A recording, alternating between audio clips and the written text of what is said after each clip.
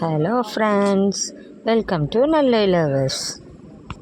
உனக்காக மச்சான் காத்திருப்பேன், கண்ணு உறங்காம நான் விழித்திருப்பேன்.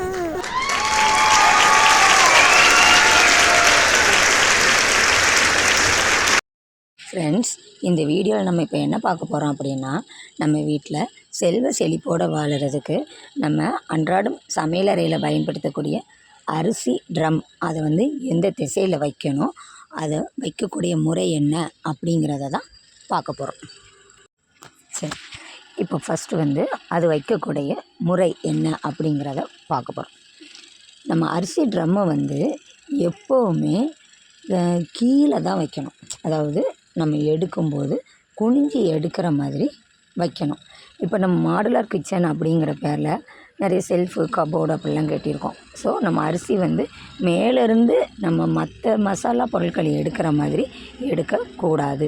அரிசி வந்து கீழே குனிஞ்சி நம்ம நமஸ்காரம் பண்ணிவிட்டு அதுக்கப்புறம் தான் எடுக்கிற மாதிரி வைக்கணும். சரியா?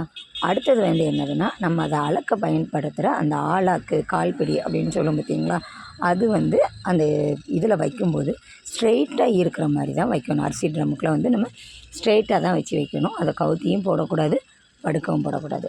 இன்னொன்று முக்கியமான விஷயம் என்னதுன்னு சொன்னால், நம்ம அந்த அளக்க பயன்படுறத ஒரு பொழுதும் எம்டியாக வைக்கக்கூடாது. அதாவது என்ன பண்ணணும்னா, அரிசி அளந்துட்டு அது உள்ளே கொஞ்சம் அரிசி ஒரு 4-5 அரிசியை எடுத்து போட்டுட்டு தான் நம்ம வந்து என்ன செய்யணும், அந்த டம்ளரு இல்லை ஆளாக்கு ஏதோ ஒன்று நம்ம வந்து வைக்கணும்.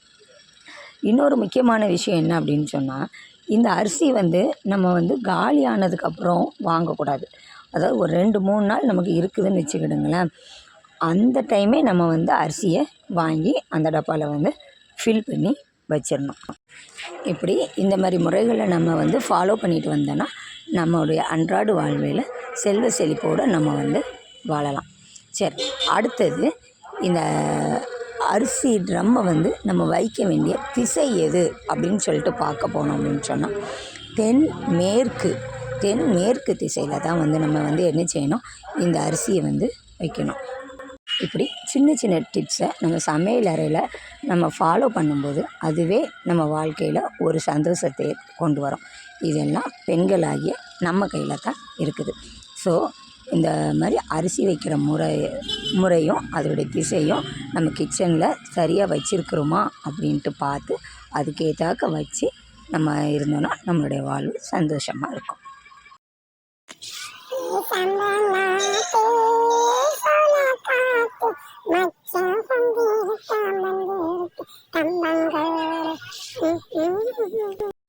Thanks for watching. Bye.